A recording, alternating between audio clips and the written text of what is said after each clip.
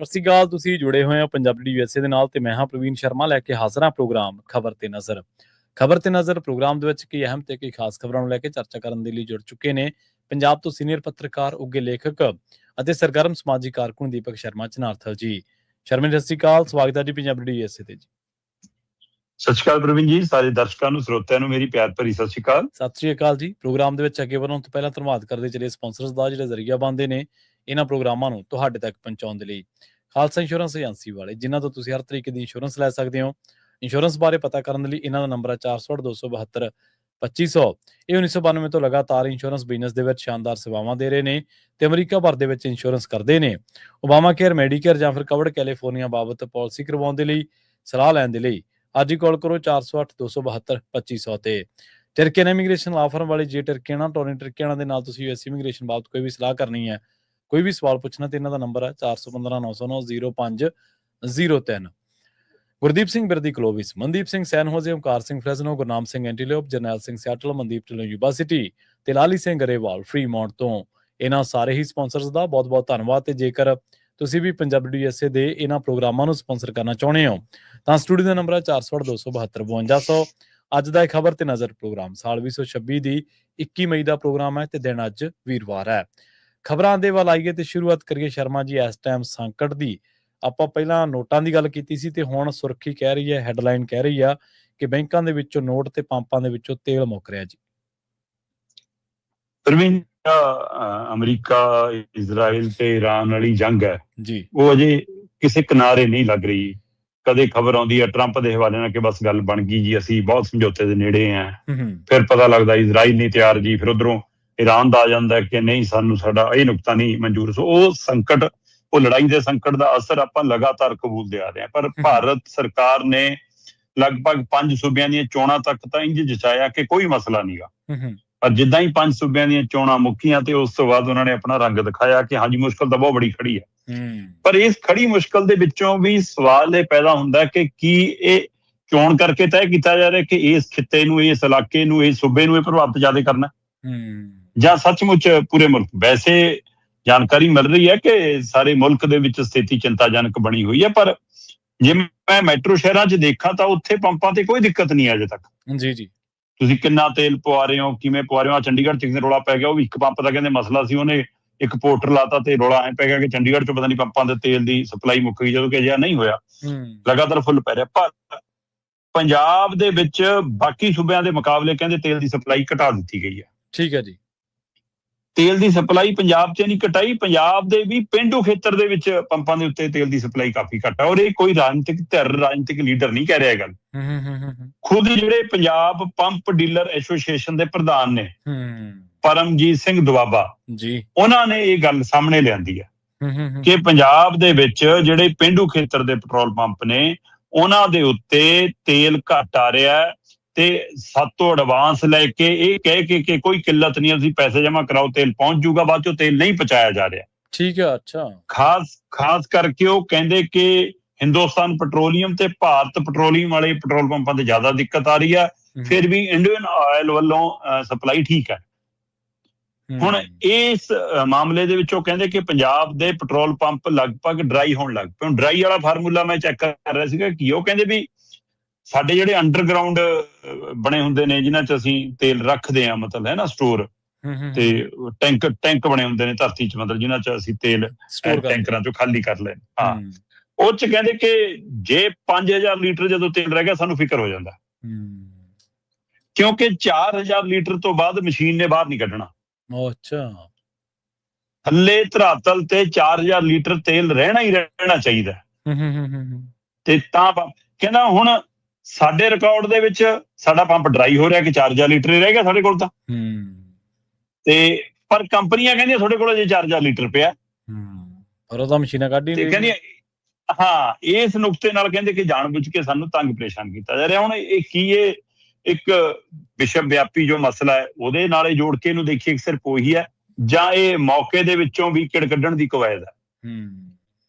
ਪਰ ਜੇ ਮੈਂ ਦੂਸਰੇ ਪਾਸੇ ਦੇਖਾਂ ਕਿ ਜਿਸ ਤਰ੍ਹਾਂ ਇਹ ਮਾਹੌਲ ਹੁਣ ਬਣਿਆ ਉਹਦੇ ਵਿੱਚੋਂ ਕੀ ਕੇਂਦਰ ਸਰਕਾਰ, ਕੀ BJP ਸਰਕਾਰ ਜਿਹੜੀ ਕਾਰੋਬਾਰੀ ਵਪਾਰੀ ਕਾਰਪੋਰੇਟ ਘਰਾਣਿਆਂ ਨੂੰ ਮਤਲਬ ਕਿ ਹੱਲਾਸ਼ੇਰੀ ਦੇਣ ਵਾਲੀ ਹੈ ਕਿ ਇਹਦੇ ਵਿੱਚੋਂ ਵੀ ਉਹ ਮੌਕਾ ਤਲਾਸ਼ ਰਹੇ ਨੇ ਕਿ ਆਪਾਂ ਈ ਕਾਰਾਂ ਵੱਲ ਨੂੰ ਲੋਕਾਂ ਨੂੰ ਲੈ ਜਾਈਏ, ਬਿਜਲੀ ਕਾਰਾਂ ਵੱਧ ਬਕਵਾ ਲਈਏ, ਕਿ ਉਹਦਾ ਵੀ ਮਾਹੌਲ ਸਿਰਜਿਆ ਜਾ ਰਿਹਾ ਉਹਦੇ ਲਈ ਹੈ। ਜਾਂ ਦੂਸਰਾ ਇਹੀ ਪੰਜਾਬ ਐਂਡ ਪੰਪ ਡੀਲਰਸ ਜਿਹੜੀ ਐਸੋਸੀਏਸ਼ਨ ਆ ਉਹਦੇ ਪ੍ਰਧਾਨ ਇੱਕ ਨੁਕਤਾ ਹੋਰ ਦੱਸ ਰਹੇ ਸੀ। ਠੀਕ ਹੈ। ਉਹ ਕਹਿੰਦੇ ਸਾਤੋਂ ਪੈਸਾ ਲੈਂਦੇ ਨੇ ਨਾਰਮਲ ਤੇਲ ਦਾ ਤੇ ਬਾਅਦ ਚੋਂ ਸਾਨੂੰ ਕਹਿੰਦੇ ਨੇ ਵੀ ਕਿ ਉਹ ਤਾਂ ਨਹੀਂ ਹੈਗਾ, ਦੂਆ ਪ੍ਰੀਮੀਅਰ ਪਿਆ ਇਹ ਭੇਜ ਰਹੇ ਆ, ਇਹ ਇੰਨਾ ਘੱਟ ਕੇ ਆ ਜਾਊਗਾ ਤੁਹਾਡਾ, ਪੈਸੇ ਉਹ ਲੈ ਕੇ ਕਈਆਂ ਨੂੰ ਉਹ ਭੇਜਣ ਲੱਗ ਪਿਓ। ਕਹਿੰਦਾ ਕਿ ਇਹ ਨੁਕਤਾ ਹੈ ਕਿ ਲੋਕ ਮਹਿੰਗਾ ਤੇਲ ਪਵਾਉਣ। ਜੀ ਸਹੀ ਹੈ ਕਿ ਉਹਦਾ ਕਿਉਂਕਿ ਤੁਸੀਂ ਪਹਿਲਾਂ ਹੀ ਦੇਖੋ ਕਿ ਪਿਛਲੇ 5 ਦਿਨਾਂ ਦੇ ਵਿੱਚ ਤੁਸੀਂ 2 ਵਾਰ ਪੈਟਰੋਲ ਡੀਜ਼ਲ ਦੇ ਰੇਟ ਵਧਾਏ, ਪਹਿਲਾਂ 3 ਰੁਪਏ ਫਿਰ 1 ਰੁਪਏ 4 ਰੁਪਏ ਉਹ ਵਧ ਗਿਆ। ਤੇ ਉਹ ਰੇਟ ਵਧਣ ਤੋਂ ਬਾਅਦ ਵੀ ਤੁਸੀਂ ਜੇ ਪ੍ਰੀਮੀਅਰ ਪੈਟਰੋਲ ਦੇ ਰਹੇ ਹੋ ਤਾਂ ਨਾਰਮਲ ਨਾਲੋਂ 10 ਰੁਪਏ ਵੈਸੇ ਮਹਿੰਗਾ।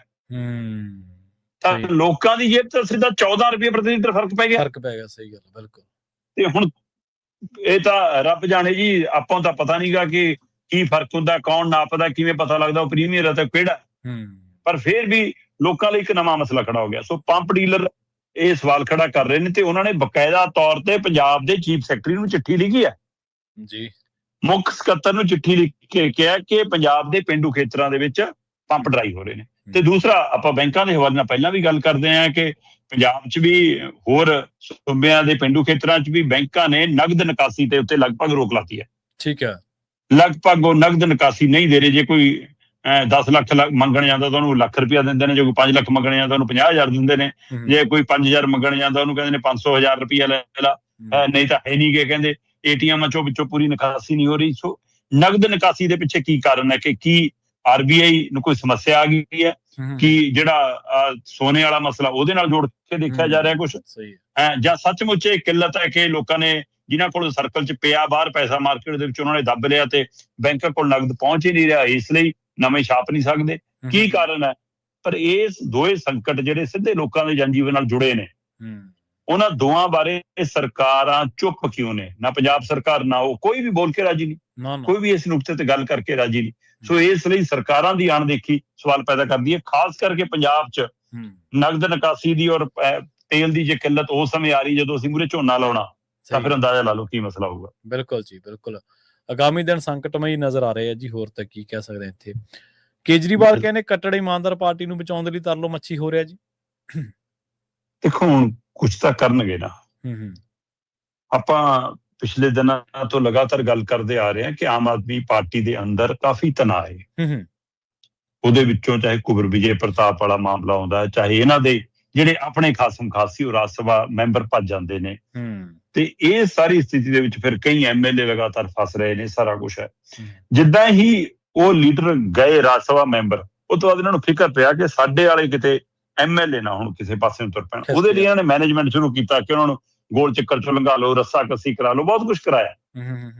ਪਰ ਉਹਦੇ ਬਾਵਜੂਦ ਵੀ ਉਹ ਦਿਨ ਆ ਗਿਆ ਜਦੋਂ ਸ਼ੀਸ਼ਾ ਦਿਖਾਇਆ ਪੰਜਾਬ ਦੇ ਇੱਕ ਮੰਤਰੀ ਨੇ ਦਿੱਲੀ ਵਾਲੇ ਆਕਾ ਨੂੰ, ਤੇ ਮਤਲਬ ਉਹ ਤਾਂ ਜੱਗੋ ਤੇਰ ਵੀ ਹੋ ਗਈ ਨਾ ਮਨੀਸ਼ ਸਿਸੋਦੀਆ ਨਾਲੋਂ। ਤਾਂ ਸੋਚਿਆ ਵੀ ਨਹੀਂ ਹੋਣਾ ਕਿ ਮੈਨੂੰ ਐ ਪੈ ਜਾਊਗਾ ਕੋਈ ਕਿ ਤਾਂ ਹੀ ਹਾਰ ਕੇ ਤੁਸੀਂ ਇੱਥੇ ਬੈਠੇ ਹੋ, ਤੁਸੀਂ ਦੱਸੋਗੇ ਪੰਜਾਬ ਕਿਵੇਂ ਚੱਲਣਾ, ਬਹੁਤ ਹੋ ਗਿਆ ਹੁਣ ਏਦਾਂ ਨਹੀਂ ਹੋਊਗਾ। ਮਤਲਬ ਸਿੱਧਾ ਹੋਇਆ ਕੰਮ। ਉਹ ਤੋਂ ਬਾਅਦ ਕੇਜਰੀਵਾਲ ਨੰਗੇ ਪੈਰ ਭੱਜਿਆ ਜਦ, ਮਤਲਬ ਜਿਹੜੇ ਪੰਜਾਬ ਦੇ ਕੈਬਨਿਟ ਮੰਤਰੀਆਂ ਨੂੰ ਦਿੱਲੀ ਬੁਲਾ ਕੇ ਮੀਟਿੰਗਾਂ ਲੈਣ ਲੱਗ ਪਏ ਸੀ, ਜਿਹੜੇ ਕਹਿੰਦੇ ਸੀ ਯਹਾਂ ਆਓ ਮੇਰੀ ਮਤਲਬ ਮੈਂ ਇੱਥੇ ਬੈਠ ਕੇ ਕਲਾਸ ਲਊਂਗਾ, ਉਹ ਹੁਣ ਭੱਜੇ ਆਏ। ਉਹਨਾਂ ਨੂੰ ਲੱਗਿਆ ਕਿ ਇਹਦਾ ਮਤਲਬ ਕੁਛ ਗੜਬੜ ਹੈ। ਆਪਾਂ ਕੱਲ ਵੀ ਗੱਲ ਕਰ ਰਹੇ ਸੀ ਕਿ ਜਦੋਂ ਨਿਗਮ ਚੋਣਾਂ ਹੋਣ ਤੇ ਚੋਣ ਪ੍ਰਚਾਰ ਸਿਖਰ ਤੇ ਹੋਵੇ ਤੇ ਤੁਸੀਂ ਉਸ ਸਮੇਂ ਬੈਠਕਾਂ ਕਰੋ, ਇਹਦਾ ਮਤਲਬ ਸਾਰਾ ਕੁਝ ਠੀਕ ਨਹੀਂ ਹੈ ਜੀ। ਪਹਿਲਾਂ ਕਹਿੰਦੇ ਕਿ ਕੇਜਰੀਵਾਲ ਨੇ ਚਾਹਿਆ ਕਿ ਆਪਾਂ ਮਾਝਾ ਮਾਲਵਾ ਦੁਆਬਾ ਇਹਦਾ 3 ਜ਼ੋਨ 'ਚ ਐਮਐਲਏ ਬੁਲਾ, ਪਹਿਲਾਂ ਚਾਹਿਆ ਕਿ ਸਾਰੇ ਐਮਐਲਏ ਇਕੱਠੇ ਬੁਲਾ ਲਓ, ਫਿਰ ਆਇਆ ਕਿ ਏਦਾਂ ਕਰੋ ਮਾਝਾ ਮਾਲਵਾ ਦੁਆਬਾ ਕਰਕੇ ਬੁਲਾ ਲਓ। ਫਿਰ ਕਿਸੇ ਸਲਾਹਕਾਰ ਨੇ, ਵਿਵੇਕ ਕੁਮਾਰ ਵਰਗੇ ਨੇ ਸਲਾਹ ਦਿੱਤੀ ਕਿ ਸਰ ਜੇ 150 ਬੰਦਿਆਂ 'ਚ ਕੋਈ ਮਨੀਸ਼ ਸਿਸੋਦੀਆ ਨੂੰ ਕਹੇਗਾ ਤੇ ਕੱਲ ਨੂੰ ਤੁਹਾਨੂੰ ਕੋਈ ਕੁਛ ਕਹਿ ਗਿਆ ਫਿਰ ਕੀ ਕਰਾਂਗੇ? ਕਹਿੰਦੇ ਫਿਰ ਕੀ ਕਰੀਏ? ਕਹਿੰਦੇ ਫਿਰ ਇੱਕ ਹੀ ਕਰਕੇ ਬੁਲਾਓ। ਸਹੀ ਹੈ। ਉਹ ਹਿੰਦੀ ਫਿਲਮਾਂ 'ਚ ਦੇਖਿਆ ਕਿ ਕਈ ਵਾਰ ਫੈਕਟਰੀ ਮੁਲਾਜ਼ਮਾਂ ਦੀ ਮਾਲਕ ਨਾਲ ਵਿਗੜ ਜਾਂਦੀ ਹੈ, ਫਿਰ ਹੈ ਨਾ ਉਹ ਮੀਟਿੰਗ ਲਈ ਬੁਲਾਉਂਦਾ ਤੇ ਇੱਕ ਨੁਮਾਇੰਦਾ ਅੰਦਰ ਆ ਕੇ ਕੁੰਡੀ ਲਾ ਲੈਂਦਾ, ਫਿਰ ਅੰਦਰ ਆ ਕੇ ਝਾੜ ਚੱਪ ਕਰ ਦਿੰਦਾ ਹੈ ਨਾ, ਫਿਰ ਕੁੰਡੀ ਖੋਲਣ ਤੋਂ ਪਹਿਲਾਂ ਕਹਿੰਦਾ ਆਪ ਮੂੰਹ ਧੋ ਲਓ, ਸਾਫ਼ ਕਰ ਲਓ, ਆਜੋ ਬਾਹਰ, ਹੈ ਨਾ। ਹੁਣ ਬੰਦ ਕਮਰੇ 'ਚ ਕਿਹਨੇ ਦੇਖਿਆ ਕਿ ਕਿਹਨੂੰ ਗਾਲਾਂ ਕੱਢੀਆਂ ਤੇ ਕਿਹਨੇ ਸੁਣੀਆਂ ਤੇ ਕਿਹਨੇ ਕੀ ਕਿਹਾ? ਸਹੀ ਹੈ। ਫੋਨ ਇਹ ਪਹਿਲਾਂ ਬਾਹਰ ਰਖਾ ਲੈਂਦੇ ਨੇ ਸਾਰਾ ਕੁਝ ਨੇ। ਸੋ ਹੁਣ ਇਸ ਤਰੀਕੇ ਨਾਲ ਮੁਲਾਕਾਤਾਂ ਕੀਤੀਆਂ ਜਾ ਰਹੀਆਂ ਨੇ। ਇਹ ਚੈੱਕ ਕਰਨ ਦੀ ਕੋਸ਼ਿਸ਼ ਕੀਤੀ ਜਾ ਰਹੀ ਹੈ ਕਿ ਕਿਤੇ ਹੋਰ ਕੋਈ ਵੱਡੀ ਬਗਾਵਤ ਦੀ ਤਿਆਰੀ ਤਾਂ ਨਹੀਂ।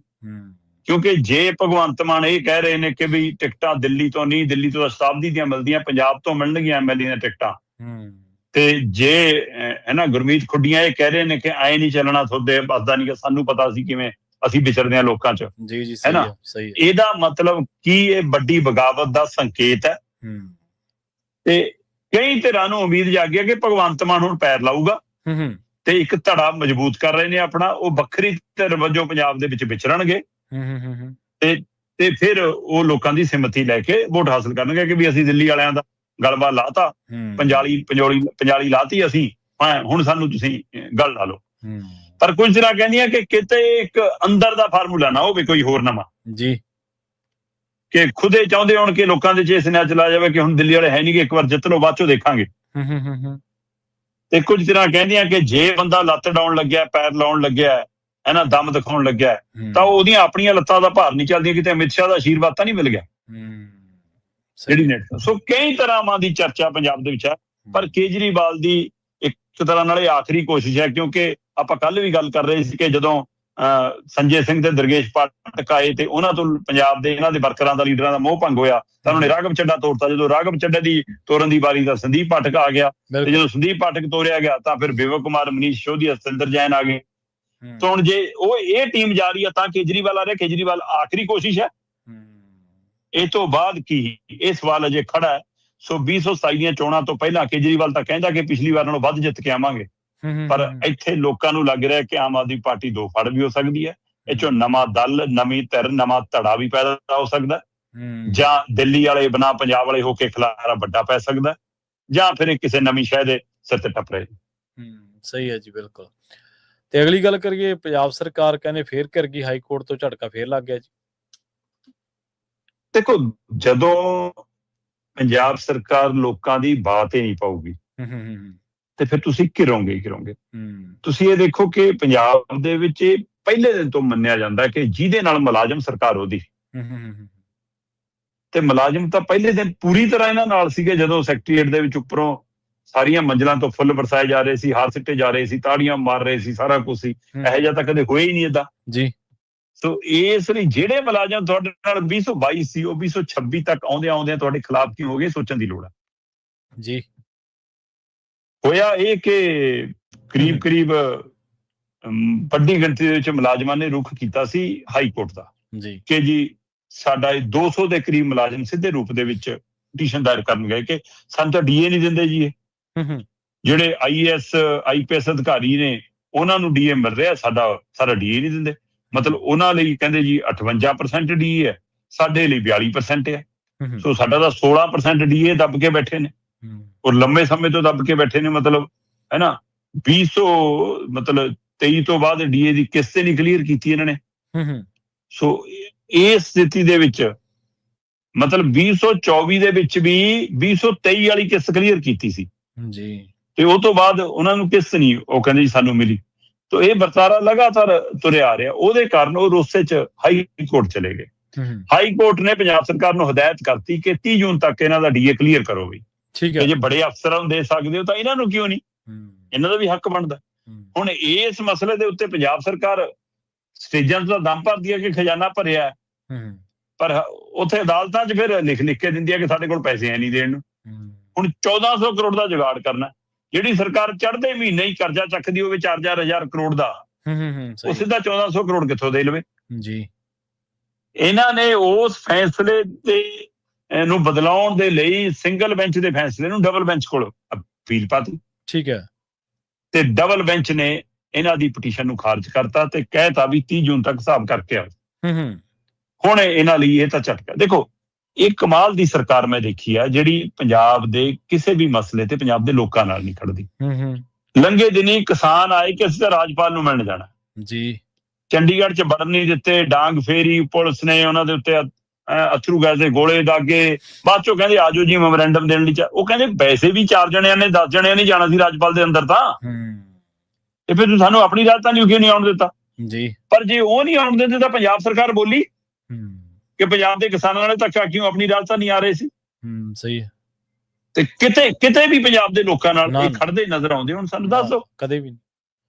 ਤੇ ਇਸ ਲਈ ਪੰਜਾਬ ਦੇ ਜਿੰਨੇ ਮਸਲੇ ਨੇ, ਆ ਪੈਟਰੋਲ ਡੀਜ਼ਲ ਵਾਲਾ ਮਸਲਾ, ਕੀ ਇਹ ਕੇਂਦਰ ਨੂੰ ਕਹਿ ਰਹੇ ਨੇ ਕੁਝ? ਕਿਤੇ ਬੋਲਦੇ ਦਿਖਦੇ ਨੇ? ਨਾ ਕਿਤੇ ਖੜਦੇ ਦਿਖਦੇ ਨੇ? ਸੋ ਜਦੋਂ ਤੁਸੀਂ ਲੋਕਾਂ ਨਾਲ ਖੜਦੇ ਨੇ, ਹੁਣ ਮੁਲਾਜ਼ਮ ਵਰਗ ਦੀ ਵੀ ਤੁਸੀਂ ਬਾਹ ਨਹੀਂ ਫੜ ਰਹੇ, ਮਤਲਬ ਉਹ ਵੀ ਛੋਟੇ IAS IPS ਨੂੰ ਖੁਸ਼ ਰੱਖ ਰਹੇ ਹੋ। ਸਹੀ ਹੈ। ਤੇ ਜਿਹੜਾ ਸਧਾਰਨ ਮੁਲਾਜ਼ਮ ਹੈ ਜਿਹਨੇ ਸਾਰਾ ਕੰਮ ਦਾ ਬਹੁਤ ਚੱਕਿਆ, ਤੁਸੀਂ ਉਹਨਾਂ ਦੀ ਗੱਲ ਵੀ ਨਹੀਂ ਸੁਣ ਕੇ ਰਾਜੀ। ਸੋ ਹੁਣ ਇਸ ਲਈ ਉੱਥੋਂ ਹੀ ਝਟਕਾ ਲੱਗਿਆ। ਹੁਣ ਦੇਖਣ ਵਾਲੀ ਗੱਲ ਇਹ ਹੈ ਕਿ ਆ 1400 ਕਰੋੜ ਦਾ ਬੋਝ ਤੁਹਾਡੇ ਸਾਡੇ ਸਿਰ ਤੇ ਕਿੰਨਾ ਪੈਂਦਾ, ਨਵਾਂ ਕਰਜ਼ਾ ਕੀ ਹੋਏਗਾ ਹੁਣ ਜੀ? ਝਟਕਾ ਜੀ ਇਹਨਾਂ ਲਈ ਜੀ। ਸਹੀ ਹੈ। ਤੇ ਅਗਲੀ ਗੱਲ ਕਰ ਲਈਏ ਸ਼ਰਮਾ ਜੀ ਆਪਾਂ ਨਿਗਮ ਚੋਣਾਂ ਦੀ, ਕਹਿੰਦੇ ਇਹਨਾਂ ਤੋਂ ਪਹਿਲਾਂ ਹੁਣ ਕੋਈ ਨਵਾਂ ਰੇੜਕਾ ਪੈ ਗਿਆ ਜੀ। ਦੇਖੋ ਪੰਜਾਬ ਦੇ ਵਿੱਚ 26 ਤਰੀਕ ਨੂੰ ਵੋਟਾਂ ਪੈਣੀਆਂ ਨੇ, 29 ਨੂੰ ਨਤੀਜੇ ਆਉਣੇ ਨੇ, ਤੇ ਅੱਜ ਸਾਡੇ 22 ਤਰੀਕ ਸ਼ੁੱਕਰਵਾਰ ਦਾ ਦਿਨ ਚੜ ਗਿਆ। ਮਤਲਬ ਜੇ 22 23 24 25 4 ਦਿਨ ਲਾਈਏ, 5ਵੇਂ ਦਿਨ ਤਾਂ ਵੋਟਾਂ ਹੀ ਨੇ। ਅਜੇ ਤੱਕ ਇਹ ਨਿਬੇੜਾ ਨਹੀਂ ਹੋ ਸਕਿਆ ਕਿ ਵੋਟਾਂ EVM ਰਾਹੀਂ ਹੋਣਗੀਆਂ ਕਿ ਬੈਲਟ ਪੇਪਰ ਰਾਹੀਂ ਹੋਣਗੀਆਂ। ਤੁਸੀਂ ਇਹ ਦੱਸੋ। ਮਾਮਲਾ ਹਾਈ ਕੋਰਟ ਤੱਕ ਚਲਾ ਗਿਆ ਜੀ। ਪੰਜਾਬ ਚੋਣ ਕਮਿਸ਼ਨ ਕਹਿੰਦਾ ਜੀ ਸਾਡੇ ਕੋਲ EVM ਉਪਲਬਧ ਨਹੀਂ ਹੋਈਆਂ, ਇਸ ਲਈ ਅਸੀਂ ਤਾਂ ਪਰਚੀਆਂ ਰਾਹੀਂ ਵੋਟਾਂ ਕਰਾਵਾਂਗੇ। ਠੀਕ ਹੈ ਜੀ। ਭਾਰਤੀ ਚੋਣ ਕਮਿਸ਼ਨ ਕਹਿੰਦਾ ਅਸੀਂ ਇਹਨਾਂ ਨੂੰ ਕਿਹਾ ਸੀਗਾ ਜੀ ਵੀ ਚੱਕ ਲਿਓ EVM, ਇਹਨਾਂ ਕੋਲ ਚੱਕਣ ਦਾ ਪ੍ਰਬੰਧ ਨਹੀਂ ਹੋਇਆ, ਹੁਣ ਅਸੀਂ ਲੱਦ ਕੇ ਤੋਰਤੀਆਂ, ਰਾਸਾਂ ਤੋਂ ਆ ਰਹੀਆਂ ਨੇ, ਲੈ ਲਿਓ। ਹੋ ਸਕਦਾ ਰਾਤ ਤੱਕ ਪਹੁੰਚ ਗਈਆਂ, ਹੁਣ ਅੱਜ ਪਹੁੰਚ ਗਈਆਂ। ਹੁਣ ਇਹ ਕੱਲ ਦੀ ਗੱਲ ਹੈ ਜਦੋਂ ਅਦਾਲਤ 'ਚ ਸੁਣਵਾਈ ਸੀ। ਠੀਕ ਹੈ। ਤੇ ਉਹ ਕਹਿੰਦੇ ਜੀ ਹੁਣ ਤਾਂ 4 ਦਿਨ ਰਹਿ ਗਏ, ਹੁਣ ਤਾਂ ਅਸੀਂ ਤਿਆਰੀ ਕਰ ਲਈ ਹੈ। ਭਾਰਤੀ ਚੋਣ ਕਮਿਸ਼ਨ ਕਹਿੰਦਾ ਨਹੀਂ ਜੀ, ਸਾਡਾ ਇੱਕ ਦਿਨ ਦਾ ਹੀ ਕੰਮ ਹੁੰਦਾ ਜੀ, ਅੱਜ ਮਸ਼ੀਨਾਂ ਆ ਜਾਣੀਆਂ, ਸਵੇਰ ਨੂੰ ਤਿਆਰ ਹੋ ਜਾਣੀਆਂ, ਬਾਜੀ ਅਸੀਂ ਉਹਦੇ ਰਾਹੀਂ ਕਰਾ ਦਾਂਗੇ। ਹੁਣ ਤੁਸੀਂ ਇਹ ਦੇਖੋ ਕਿ ਜਿਹੜਾ ਜ਼ਿਲ੍ਹਾ ਪ੍ਰਸ਼ਾਸਨ ਹੈ ਉਹਨਾਂ ਨੇ ਬੈਲਟ ਪੇਪਰ ਛਪਾ ਲਏ ਹੋਣੇ ਜੀ, ਤੇ ਹੁਣ ਜੇ EVM ਮਸ਼ੀਨ ਦੇ ਹਿਸਾਬ ਨਾਲ ਤਾਂ ਉਹਦੀ ਕਾਗਜ਼ ਦੀ ਫਿਟਿੰਗ ਹੋਰ ਤਰ੍ਹਾਂ ਦੀ ਹੈ। ਹੁਣ ਉਹ ਸਾਰੀ ਪ੍ਰਿੰਟਿੰਗ ਨਵੇਂ ਸਿਰੇ ਤੋਂ ਹੋਊਗੀ, ਕੀ ਹੋਊਗਾ, ਕਿਵੇਂ ਹੋਊਗਾ, ਇਹ ਅਜੇ ਉਲਝਣ ਤਾਣੀ ਬਣੀ ਹੋਈ ਹੈ। ਇਹ ਤਾਂ ਉਲਝਣ ਤਾਣੀ ਪ੍ਰਸ਼ਾਸਨਿਕ ਤੌਰ ਤੇ ਜਾਂ ਆਰਥਿਕ ਤੌਰ ਤੇ ਹੈ। ਸਹੀ ਹੈ। ਪਰ ਇੱਕ ਉਲਝਣ ਤਾਣੀ ਮੈਨੂੰ ਲੱਗਦਾ BJP ਤੇ ਆਮ ਆਦਮੀ ਪਾਰਟੀ 'ਚ ਵੀ ਹੈ। ਠੀਕ ਹੈ। ਸੱਤਾਧਾਰੀ ਧਿਰ ਨੂੰ ਲੱਗਦਾ ਹੈ ਕਿ ਜੇ ਹੁਣ ਅਸੀਂ ਕਾਗਜ਼ਾਂ ਰਾਹੀਂ ਵੋਟਾਂ ਪਵਾ ਲਈਏ ਤਾਂ ਜੇ ਲੋੜ ਪਵੇ ਘਾਟਾ ਵਾਧਾ ਅੰਦਰ ਮਾੜਾ ਮੋਟਾ ਗਿਣਤੀ 'ਚ ਕਰਵਾ ਲਾਂਗੇ, ਕਿ ਵੀ ਆਪਣਾ ਤੰਤਰ, ਆਪਣਾ ਜੰਤਰ, ਆਪਣੀ ਪੁਲਿਸ, ਆਪਣਾ ਸਾਰਾ ਕੁਝ, ਜੇ ਅਸੀਂ ਕਾਗਜ਼ ਖੋਹ ਸਕਦੇ ਹਾਂ, ਕਾਗਜ਼ ਫਾੜ ਸਕਦੇ ਹਾਂ, ਕਾਗਜ਼ ਰੱਦ ਕਰਾ ਸਕਦੇ ਹਾਂ, ਧਮਕਾ ਕੇ ਕਿਸੇ ਨੂੰ ਬਿਠਾ ਸਕਦੇ ਹਾਂ, ਤਾਂ ਫਿਰ ਗਿਣਤੀ 'ਚ ਵੀ ਖੇਲਾ ਕਰ ਸਕਦੇ ਹਾਂ। ਇਹ ਹੁੰਦਾ ਆ, ਪਹਿਲਾਂ ਤੋਂ ਪੰਜਾਬ 'ਚ ਹੁੰਦਾ ਆ, ਜਾਓ ਭੱਜੋ, ਹੈ ਨਾ। ਚਲੋ ਹੁਣ ਮਾੜਾ ਜਿਹਾ ਡਰਾਮਾ ਡਰੂਮਾ ਹੁੰਦਾ, ਕੈਮਰਾ ਲੱਗਦਾ, ਜੇ ਲੱਗਦਾ, ਤਾਂ ਵੀ ਪਤਾ ਹੀ ਹੈ ਸਭ ਨੂੰ ਧੱਕਾ ਕਿਵੇਂ ਹੁੰਦਾ ਜੀ। ਸਹੀ ਹੈ। ਪਰ ਦੂਸਰੇ ਪਾਸੇ ਬਾਕੀ ਤਰ੍ਹਾਂ ਸਣੇ ਆਮ ਆਦਮੀ ਪਾਰਟੀ ਨੂੰ ਇਹ ਫਿਕਰ ਹੈ ਕਿ ਜੇ EVM ਰਾਹੀਂ ਹੋਈਆਂ ਤਾਂ ਫਿਰ ਕਿਤੇ ਜਿਹੜੇ BJP ਬਾਰੇ ਕਿਹਾ ਜਾਂਦਾ ਕਿ ਇਹ ਕਰ ਜਾਂਦੇ ਨੇ ਖੇਲਾ, ਕਿ ਕਿਤੇ ਨਿਗਮ ਚੋਣਾਂ 'ਚ ਨਾ ਕਰ ਜਾਣ, ਕਿਉਂਕਿ ਨਿਗਮ ਚੋਣਾਂ ਦਾ ਸੁਨੇਹਾ ਵਿਧਾਨ ਸਭਾ ਚੋਣਾਂ ਤੱਕ ਜਾਣਾ। ਸੋ ਦੋਏ ਧਿਰਾਂ ਇੱਕ ਦੂਏ ਤੋਂ ਡਰੀ ਜਾਂਦੀਆਂ ਨੇ, ਤੇ ਬਾਕੀ ਧਿਰਾਂ ਤਾਂ ਕਾਂਗਰਸ ਤੇ ਅਕਾਲੀ ਦਲ ਤਾਂ ਮਤਲਬ ਕਿਤੇ ਨਜ਼ਰ ਹੀ ਨਹੀਂ ਆਉਂਦੀ ਉਸ ਤਰੀਕੇ ਨਾਲ ਲੜਦੀਆਂ। ਬੇਸ਼ੱਕ ਥੱਲੇ ਉਹਨਾਂ ਦੇ ਲੀਡਰ ਲੜ ਰਹੇ ਨੇ ਆਪਣੇ ਦਮ ਦੇ ਉੱਤੇ, ਚੋਣਾਂ ਲੜ ਰਹੇ ਨੇ, ਪਰ ਪਾਰਟੀਆਂ ਕਿਤੇ ਨਾ ਧਿਰ ਬਣ ਕੇ ਖੜਦੀਆਂ ਅੱਜ ਤੱਕ ਨਜ਼ਰ ਨਹੀਂ ਆ ਰਹੀਆਂ। ਖਾਸ ਕਰਕੇ ਕਾਂਗਰਸ ਤਾਂ ਕਿਤੇ ਅਜੇ ਰੜਕ ਨਹੀਂ ਰਹੀ। ਸਹੀ ਹੈ। ਤੇ ਜਿਹੜੀ ਉਮੀਦ ਅਜੇ ਵੀ ਪਾਲ ਕੇ ਬੈਠੀ ਹੈ ਕਿ ਸਰਕਾਰ ਸਾਡੀ ਉਹ ਬਣ ਜਾਣੀ ਹੈ ਨਾ, ਪਰ ਉਹਨਾਂ ਦਾ ਰੇੜਕਾ ਅਜੇ ਵੀ ਬਰਕਰਾਰ ਹੈ। ਸੋ ਇਸ ਲਈ ਨਿਗਮ ਚੋਣਾਂ 'ਚ ਜਦੋਂ 4 ਦਿਨ ਹੋਣ ਤੇ ਉਹ ਤੋਂ ਪਹਿਲਾਂ ਤੁਸੀਂ ਇਹ ਨਾ ਫੈਸਲਾ ਕਰ ਪਾਓ ਕਿ ਚੋਣ ਕਿਵੇਂ ਹੋਊਗੀ। ਸੋ ਇੱਥੋਂ ਦਾ ਲਾ ਲਓ ਕਿ ਸਿਸਟਮ ਸਾਡਾ ਕਿੰਨਾ ਗਰਕ ਚੁੱਕੇ। ਸਹੀ ਹੈ ਜੀ, ਬਿਲਕੁਲ। ਤੇ ਪਹਿਲਾਂ ਚਰਚਾ ਇਸ ਚੱਲ ਪਈ ਸੀ ਕਾਂਗਰਸ ਪਾਰਟੀ ਦੀ ਵੀ, ਇੰਟਰਨੈਟ ਤੇ ਉਹਨੂੰ ਇੰਨਾ ਜਿਹੜਾ ਉਹ ਲੋਕਾਂ ਦਾ ਉਧਰੋਂ ਹੱਲਾਸ਼ੇਰੀ ਮਿਲ ਰਹੀ ਹੈ, ਲੋਕ ਧੜਾ ਉਹਦਾ ਪੇਜ ਲਾਈਕ ਕਰ ਰਹੇ ਨੇ।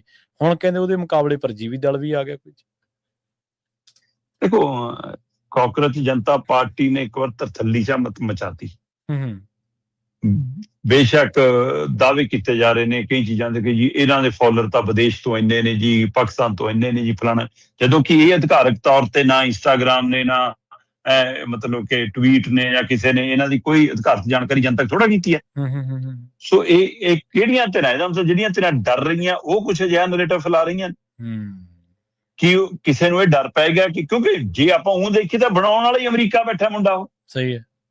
ਜਿਹਨੇ ਕਾਂਗਰਸ ਜਨਤਾ ਪਾਰਟੀ ਬਣਾਈ ਹੈ, ਅਭਿਜੀਤ ਦੀਪਕੇ, ਮਹਾਰਾਸ਼ਟਰ ਨਾਲ ਸੰਬੰਧਿਤ ਹੈ, ਉਹ ਆਮ ਆਦਮੀ ਪਾਰਟੀ ਦਾ ਪੇਜ ਦੇਖਦਾ ਰਿਹਾ ਸੋਸ਼ਲ ਮੀਡੀਆ 2 ਸਾਲ, ਤੇ ਉਹਨੇ ਬਣਾਈ ਹੈ, ਤੇ ਆਪ ਤਾਂ ਜੀ ਅਮਰੀਕਾ ਬੈਠਾ ਜੀ। ਪਰ ਇੱਕ ਪਹਿਲੂ ਇਹ ਵੀ ਉੱਭਰ ਕੇ ਸਾਹਮਣੇ ਆ ਰਿਹਾ ਕਿ ਕਿਸੇ ਨੇ ਇਸੇ ਕਾਂਗਰਸ ਜਨਤਾ ਪਾਰਟੀ ਦੇ ਨਾਂ ਦੇ ਉੱਤੇ ਰਾਜਨੀਤਿਕ ਦਲ ਬਣਾਉਣ ਦੇ ਲਈ ਵੀ ਅਪਲਾਈ ਕਰਤਾ। ਅੱਛਾ, ਸੱਚੀ ਮੁੱਚੀ ਵਾਲਾ ਦਲ। ਹਾਂ, ਤੇ ਹੁਣ ਉਹ ਅਜੇ ਪੂਰੀ ਜਾਣਕਾਰੀ ਨਹੀਂ ਆ ਰਹੀ, ਪਰ ਇੰਨੀ ਜਾਣਕਾਰੀ ਮਿਲ ਰਹੀ ਹੈ ਕਿ ਕਿਸੇ ਨੇ ਇੱਧਰ ਦੀ ਅਪਲਾਈ ਕਰ ਦਿੱਤਾ। ਤੋ ਇਹ ਤੋਂ ਫਿਰ ਰਾਜਨੀਤਿਕ ਦਲਾਂ ਦਾ ਫਿਕਰ ਵਧਿਆ ਹੋਊਗਾ ਕਿ ਕਿਤੇ ਸੋਸ਼ਲ ਮੀਡੀਆ ਤੋਂ ਹਾਸੀ ਖੇਡੀ ਤੋਂ ਤੰਜ ਬਿਅੰਗ ਤੋਂ ਸ਼ੁਰੂ ਹੋ ਕੇ ਕਿਤੇ ਹਕੀਕਤ 'ਚ ਪਾਰਟੀ ਬਣ ਕੇ ਕੋਈ ਸਾਹਮਣੇ ਨਾ ਆ ਜਾਵੇ, ਤੇ ਜਿਹੜੀ ਫਰਸਟ੍ਰੇਸ਼ਨ ਪਈ ਆ ਨੌਜਵਾਨ ਪੀੜ੍ਹੀ 'ਚ ਉਹ ਕਿਤੇ ਜਨਜੀ ਦੇ ਰੂਪ ਦੇ ਵਿੱਚ ਨਵਾਂ ਢੰਗ ਤਰੀਕਾ ਨਾ ਬਣ ਜਾਵੇ। ਜਦੋਂ ਕਿ ਸਾਡੇ ਇੱਥੇ ਜਿੰਨੇ ਭਾਸ਼ਾਈ ਸੂਬੇ ਨੇ ਸਾਡੇ, ਜਿੰਨੀ ਸੱਭਿਅਤਾ ਹੈ, ਜਿੰਨੇ ਜਾਤ ਧਰਮ ਦੇ ਵੰਡ 'ਚ ਅਸੀਂ ਖੜੇ ਹਾਂ, ਉੱਥੇ ਇੰਨਾ ਆਸਾਨ ਨਹੀਂ ਹੈਗਾ ਸਾਰਾ ਕੁਝ। ਪਰ ਤਾਂ ਵੀ ਜਿਨ੍ਹਾਂ ਦੇ ਪੈਰ ਨਹੀਂ ਹੁੰਦੇ, ਰਾਜਨੀਤਿਕ ਦਲਾਂ ਦੇ ਪੈਰ ਤਾਂ ਹੈ ਨਹੀਂਗੇ, ਸੋ ਇਸ ਲਈ ਉਹਨਾਂ ਨੂੰ ਡਰ ਲੱਗਣ ਲੱਗ ਪਿਆ। ਹਾਂ, ਪਰ ਤੁਸੀਂ ਇਹ ਦੇਖੋ ਕਿ ਇਹਦੇ ਵਿੱਚੋਂ ਹੀ ਤੁਸੀਂ ਉਹਨਾਂ ਦਾ ਐਕਸ ਅਕਾਊਂਟ ਨੂੰ ਜਿਹੜਾ ਟਵੀਟ ਸੀ ਉਹਨੂੰ ਬਲੌਕ ਕਰਾਉਣ ਤੱਕ ਚਲੇ ਗਏ। ਉਹਨੂੰ ਬਲੌਕ ਕਰਾਤਾ, ਉਹਨਾਂ ਨੇ ਕੁਝ ਦੇਰ ਬਾਅਦ ਨਵਾਂ ਅਕਾਊਂਟ ਬਣਾ ਲਿਆ ਤੇ ਉਹ ਫਿਰ ਰੱਖਤਾ ਉਹਦਾ ਨਾਮ ਵੀ ਕਿ ਕਾਕਰੋਚ ਮਰਦੇ ਨਹੀਂ ਹੁੰਦੇ, ਹੈ ਨਾ। ਤੇ ਫਿਰ ਉਹਦੇ ਉੱਤੇ ਵੀ ਮਤਲਬ ਮੈਂ ਕੱਲ ਦੇਖ ਰਿਹਾ ਸੀਗਾ ਕਿ ਲਗਾਤਾਰ ਉਹਦੇ ਉੱਤੇ ਵੀ ਫੋਲੋਅਰ ਵਧਣ ਲੱਗ ਪਏ। ਤੇ ਇੱਧਰ ਜਿਹੜਾ ਦੂਸਰਾ ਸੀਗਾ ਉਹਦੇ ਉੱਤੇ ਤਾਂ ਮਤਲਬ ਇੰਸਟਾਗ੍ਰਾਮ ਦੇ ਉੱਤੇ ਤਾਂ ਉਹ ਕਰੋੜਾਂ 'ਚ ਚਲੇ ਹੀ ਗਏ ਪਹਿਲਾਂ ਹੀ, ਸਾਰੀਆਂ ਪਾਰਟੀਆਂ ਨੂੰ ਪਿੱਛੇ ਛੱਡ ਗਏ। ਹਾਂ, ਤੋ ਇਸ ਲਈ ਮਤਲਬ ਤੁਸੀਂ ਇੱਥੋਂ ਦਾ ਲਾ ਲਓ ਕਿ ਅੱਜ ਸ਼ੁੱਕਰਵਾਰ ਦੀ ਸਵੇਰ ਤੱਕ 1,88,00,000 ਤੋਂ ਵੱਧ ਫੋਲੋਅਰਸ ਹੋ ਚੁੱਕੇ ਨੇ ਉਹਨਾਂ ਦੇ। ਇਹ ਇੱਥੋਂ ਦਾ ਲਾਓ ਕਿ ਕਿੰਨਾ ਜ਼ਿਆਦਾ ਤੇਜ਼ੀ ਨਾਲ ਉਹਨਾਂ ਦਾ ਇਹ ਫਲਾਰਾ ਵੱਧ ਰਿਹਾ। ਤੋ ਇਸ ਨੂੰ ਲੈ ਕੇ ਮਤਲਬ ਕਿ ਕਈਆਂ ਨੂੰ ਚਿੰਤਾ ਹੈ ਕਿ ਇਹ ਹੋ ਕੀ ਰਿਹਾ। ਇੰਸਟਾਗ੍ਰਾਮ ਦੇ ਉੱਤੇ ਜੇ ਕਿਸੇ ਦੇ 2 ਕਰੋੜ ਤੱਕ ਨੂੰ ਫੋਲੋਅਰਸ ਹੋ ਗਏ ਤਾਂ ਉਹਨਾਂ ਲਈ ਸਵਾਲ ਤਾਂ ਹੈਗਾ, ਪਰ ਬਈ ਮੁਕਾਬਲੇ ਦਾ ਯੁੱਗ ਹੈ ਤੇ ਉਸ ਮੁਕਾਬਲੇ ਦੇ ਯੁੱਗ ਦੇ ਵਿੱਚ ਕਹਿੰਦੇ ਜੀ ਕਿ ਹੁਣ ਕਾਕਰੋਚ ਜਨਤਾ ਪਾਰਟੀ ਨੂੰ ਸੋਸ਼ਲ ਮੀਡੀਆ ਤੇ ਹੀ ਮੁਕਾਬਲਾ ਦੇਣ ਦੇ ਲਈ ਨੈਸ਼ਨਲ ਪੈਰਾਸਾਈਟਿਕ ਫਰੰਟ ਆ ਗਿਆ। ਅੱਛਾ, ਮਤਲਬ ਰਾਸ਼ਟਰੀ ਪਰਜੀਵੀ ਦਲ ਇੱਕ ਸਾਹਮਣੇ ਆ ਗਿਆ, ਗਰੁੱਪ ਸਾਹਮਣੇ ਆ ਗਿਆ। ਹੁਣ ਇਸ ਨੂੰ ਵੀ ਉਸੇ ਨਜ਼ਰੀਏ ਤੋਂ ਦੇਖਿਆ ਜਾ ਰਿਹਾ ਕਿ ਜਿਹੜਾ ਕਿਹਾ ਜਾ ਰਿਹਾ ਕਿ ਚੀਫ ਜਸਟਿਸ ਸਾਹਿਬ ਨੇ ਬੇਰੁਜ਼ਗਾਰਾਂ ਨੂੰ ਪਹਿਲਾਂ ਕਾਕਰੋਚ ਤੇ ਪਰਜੀਵੀ ਕਿਹਾ ਸੀ, ਉੱਥੋਂ ਹੀ ਇਹ ਸ਼ਬਦ ਲਿਆ। ਸੋ ਚਲੋ ਇਹ ਤਾਂ ਜੋ ਬਣੇ ਸੋ ਬਣੇ। ਮੈਂ ਤਾਂ ਪੰਜਾਬ 'ਚ ਦੇਖ ਕੇ ਹੈਰਾਨ ਆ ਕਿ ਪੰਜਾਬ 'ਚ ਸੋਸ਼ਲ ਮੀਡੀਆ ਤੇ ਹੜ ਲਿਆਂਦਾ ਪਿਆ ਸਾਡਿਆਂ ਨੇ। ਕੋਈ ਕਹਿੰਦਾ ਮੈਂ ਪ੍ਰਧਾਨ ਬਣ ਗਿਆ ਕਾਕਰੋਚ ਪਾਰਟੀ ਦਾ, ਕੋਈ ਕਹਿੰਦਾ ਮੈਂ ਮਹੱਲੇ ਦਾ ਪ੍ਰਧਾਨ ਬਣ ਗਿਆ, ਕੋਈ ਕਹਿੰਦਾ ਮੈਂ ਮੁੱਖ ਮੰਤਰੀ ਬਣ ਗਿਆ ਕਾਕਰੋਚ ਜਨਤਾ ਪਾਰਟੀ ਦਾ। ਪਤਾ ਨਹੀਂ ਅਸੀਂ ਮਤਲਬ ਕਿ ਕਿੱਧਰ ਨੂੰ ਤੁਰ ਪਿਆ। ਕੀ ਇਹ ਸਿਰਫ ਮਸ਼ਹੂਰੀ ਲੈਣ ਲਈ, ਕੀ ਸਿਰਫ ਇਹ ਸੋਸ਼ਲ ਮੀਡੀਆ ਤੇ ਵਿਊ ਲੈਣ ਲਈ, ਕੀ ਅਸੀਂ ਮੁੱਦਿਆਂ ਤੋਂ ਆਪਣਿਆਂ ਤੋਂ ਅਜੇ ਵੀ ਦੂਰ ਹੋ ਰਹੇ ਹਾਂ, ਜਾਂ ਇਹਦੇ ਰਾਹੀਂ ਮੁੱਦਿਆਂ ਤੇ ਕੇਂਦਰਿਤ ਹੋ ਜਾਵਾਂਗੇ? ਇਹ ਕਿਹੋ ਜਿਹਾ ਵਰਤਾਰਾ ਹੈ, ਸਮਝ ਤੋਂ ਪਰੇ ਹੈ। ਪਰ ਫਿਲਹਾਲ ਕਾਕਰੋਚ ਤਾਂ ਹੋਈ ਪਈ ਹੈ। ਜੀ ਬਿਲਕੁਲ। ਤੇ ਸ਼ਰਮਾ ਜੀ, ਤੁਹਾਡਾ ਇਹਨਾਂ ਖਾਸ ਖਬਰਾਂ ਤੇ ਖਾਸ ਜਾਣਕਾਰੀਆਂ ਦੇ ਲਈ ਬਹੁਤ ਧੰਨਵਾਦ ਜੀ। ਸਤਿ ਸ਼੍ਰੀ ਅਕਾਲ ਜੀ। ਸਤਿ ਸ਼੍ਰੀ ਅਕਾਲ ਜੀ। ਪ੍ਰੋਗਰਾਮ ਖਬਰ ਤੇ ਨਜ਼ਰ ਦੇ ਵਿੱਚ ਆਪਣੇ ਜੁੜੇ ਸਨ ਪੰਜਾਬ ਤੋਂ ਸੀਨੀਅਰ ਪੱਤਰਕਾਰ ਦੀਪਕ ਸ਼ਰਮਾ ਚਨਾਰਥਲ ਜੀ, ਜਿਨ੍ਹਾਂ ਦੇ ਨਾਲ ਆਪਾਂ ਕਈ ਅਹਿਮ ਤੇ ਕਈ ਖਾਸ ਖਬਰਾਂ ਲੈ ਕੇ ਚਰਚਾ ਕੀਤੀ ਹੈ। ਅਸੀਂ ਉਮੀਦ ਕਰਦੇ ਹਾਂ ਕਿ ਇਹ ਪ੍ਰੋਗਰਾਮ ਤੁਹਾਨੂੰ ਪਸੰਦ ਆਇਆ ਹੋਵੇਗਾ। ਤੁਹਾਡਾ ਸਾਰਿਆਂ ਦਾ ਬਹੁਤ ਧੰਨਵਾਦ। ਸਤਿ ਸ਼੍ਰੀ ਅਕਾਲ। ਇਸੇ ਤਰ੍ਹਾਂ ਜੁੜੇ ਰਹੋ ਪੰਜਾਬੀ ਰੇਡੀਓ USA ਦੇ ਨਾਲ।